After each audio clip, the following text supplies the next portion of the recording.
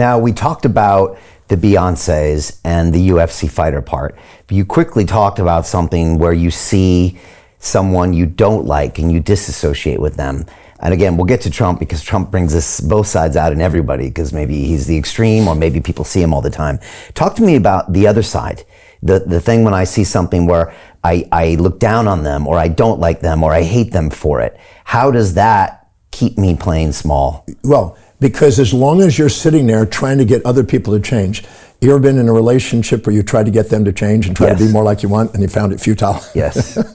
Because you're putting energy and dissipating energy in thermodynamics, dissipating energy with futility, trying to get people to be like you.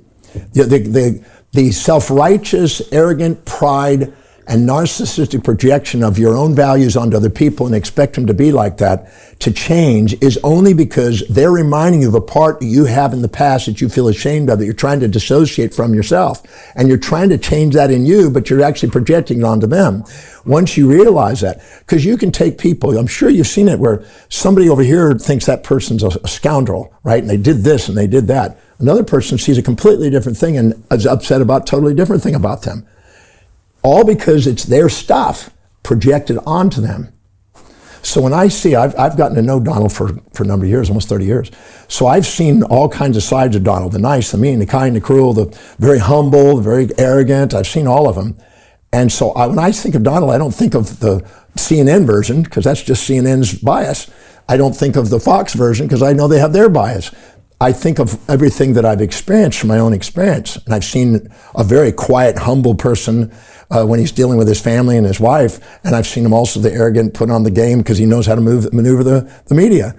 I've seen all those things. And so when I do it, I'm sitting here poised, but I'm watching people get all gyrated based on their own stuff. Because I've taken people that have judged people like him or others, and I made them go in and own all the traits, the things they despise most.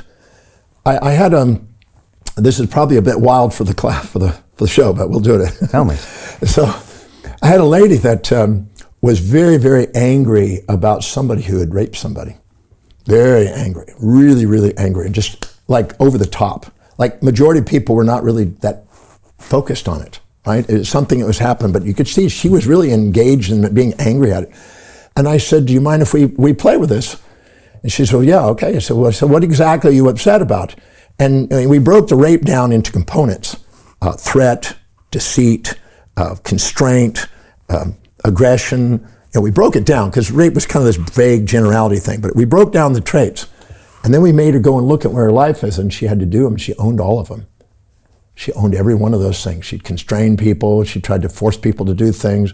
And I said, what do you do for a living? She says, I'm the head of a nursing squad in the hospital. I said, so that means that you are forced to put things like catheters, penises? She goes, yeah. Do you think they're squirming and not liking it, and not wanting it, and feeling embarrassed? Yes. And if you had to do the same thing with anal probes and stuff like that, and suppositories and stuff, she says, I didn't even think about it. And I said, you're feeling guilty about having to do that for some of the people, and that's why this person's reminding you, because it's those traits. And she gets teary-eyed, and she cried, and I said, you're crying not because of what's out there, you're crying because you really feel you betrayed some people. Said, and she said, brought up this time, she says, I had to do something for a gentleman to pre-prep him for surgery, and his wife was there, and she was absolutely livid, and she felt that the way I did that was, and I felt guilty. It's been haunting me ever since. I said, how long you been angry about this thing? And he said, it's after that event. So we only judge on people on the outside that represent parts of us on the inside that we haven't loved. And we only try to fix people on the outside that represent parts of us inside that we haven't loved.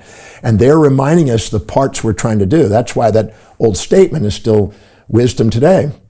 And I've been doing this in the breakthrough experience. I've been taking people through the method and having people own all the traits of what they judge. And every one of those, if they stay with it, they don't run out of the class, they own. So there's nothing that you can see on the outside that you can't find on the inside if you look carefully. Wow. All right. So these are all signals. And we should look at them all as these pieces of gold, these nuggets of gold. They're gold. Because if I don't shy away from or ignore them or use them just to amplify my emotions and hate on someone, it's actually a way that's going to take me to the next level. Everything is on the way. Everything is trying to get you authentic. Okay. Everything. And we just ignore most of it. We don't get it. We don't engage with it. So I had a lady yesterday, the night before, evening, Saturday night, and she's really, really, really angry about somebody who really yells, condescending, arrogant, criticism, put her down, and really aggressively put her down. I said, go close your eyes, get present in that moment. She goes, there, okay. Who's building you up? It's either one or many, male or female, close or distant, real or virtual, but the mind will automatically homeostate that. If it doesn't see it in reality, it'll create a virtual reality to counterbalance it. I said, get really present. She says, I can't see anybody. I said, go back and get present in the moment when you're judging them. Watch what happens. And she goes there and I still don't see. I said, get back and get present. You're wanting to judge and wanting to hold on to your judgment. That's not, go to the moment when you're actually perceiving this. Got it. I said, who is it that's looking up to you and very humble to you and looking up to you? My grandmother. Can you see at the moment they're criticizing your grandmother pops in your head? She goes, I do. And who else? My daughter. Your daughter looks up to you and thinks you've exceeded expectation and this person is looking down on you and thinking you're not living up to expectation. She goes, yeah. And who else? Go back, get present. Who else is there? Says, yeah, my best friend. And all of a sudden she got teary-eyed and she said, right now, the anger towards this individual just subsided. And I said, yeah, because you saw that actually in that moment, there was not just one side. You had what is called a false positive on that and a false negative on the other, and this was conscious and this was unconscious, but at the same moment, they're both there. And she said, right now, I've got teary-eyed because I can see that these other people are there and they balance it completely. One thinks I'm a hero, one thinks I'm amazing, one thinks, I said, you only attract criticism and challenge of that nature if you're puffed up because these people are supporting you and you're puffed up and you need to be brought back and down. These are two simultaneous, synchronous pairs of opposites that are going on, and the mind can't see one without the other unless it's subjectively biased. But once it sees both sides and the missing information is reclaimed, you realize that there was nothing but love, and it was an event trying to keep you authentic in the center. This was putting you down, this was putting you up. Both of those were gyrating, but when you see them simultaneously, you get authenticity. And the tear of gratitude is a confirmation of authenticity. And she goes, wow. I said, now, see if you can't do that for every single time this person criticized you. So she went off and did that for about 30 minutes. She did 7 different examples and found all of them and brought them all to tears. And she says, so what this person that's criticized me is doing is helping me be authentic. I said, that's it. I said, but most times, most people are subordinating to moral hypocrisies from mainly theologies and political sciences about how life's supposed to be one-sided, even though it never is.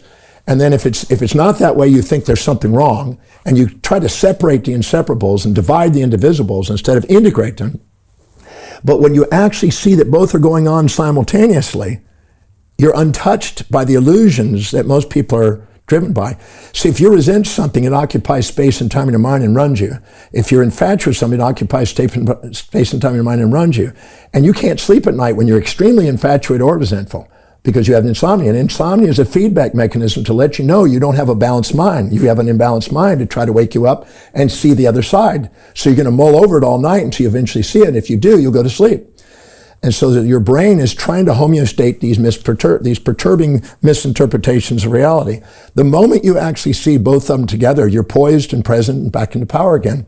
So she did 7 of them on her own. I showed her what to do. She did 7 of them on her own.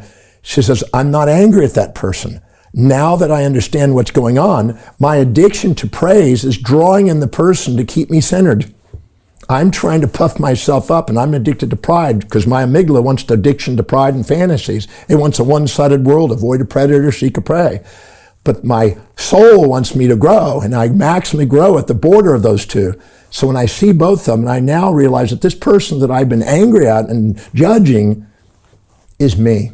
And it's just a balancing act to keep me authentic. My addiction to pride forces those people into my life to help me grow.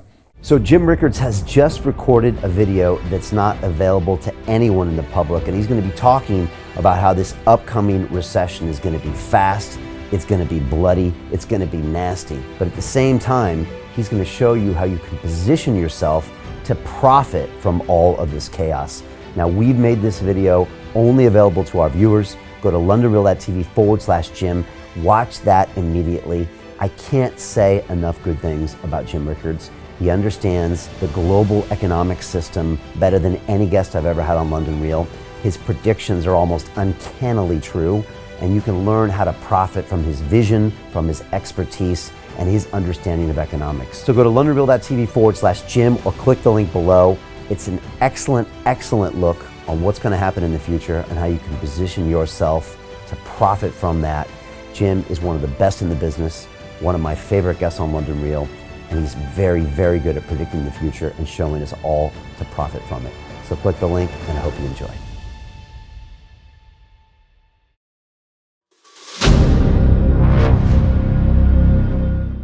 I'm looking for partners, collaborators, colleagues who want to join forces with me around the globe and create real value, generational wealth, and financial freedom for everyone else around the world. Get involved in the cryptocurrency markets, get involved in the NFT markets. This is your moment. Life all comes down to a few moments. Don't let this pass.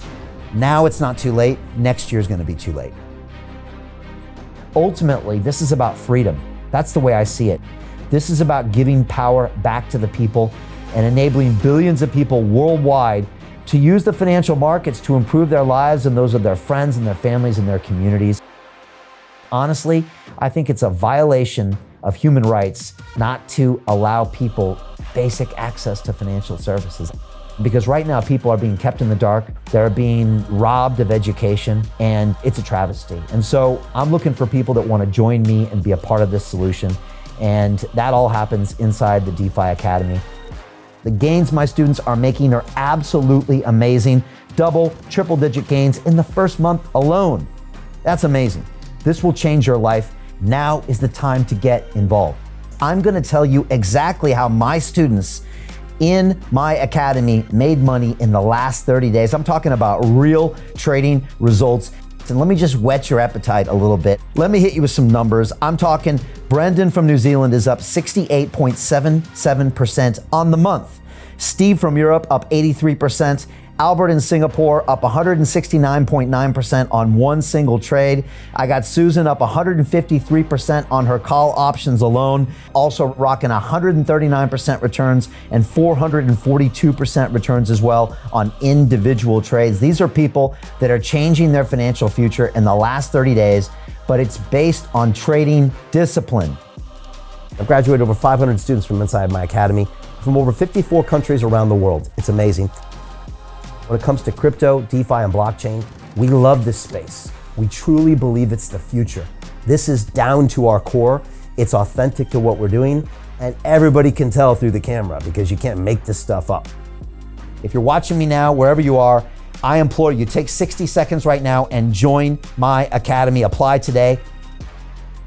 Now you've got a chance. Life all comes down to a few moments. What are you going to do? What's the choice that you're going to make?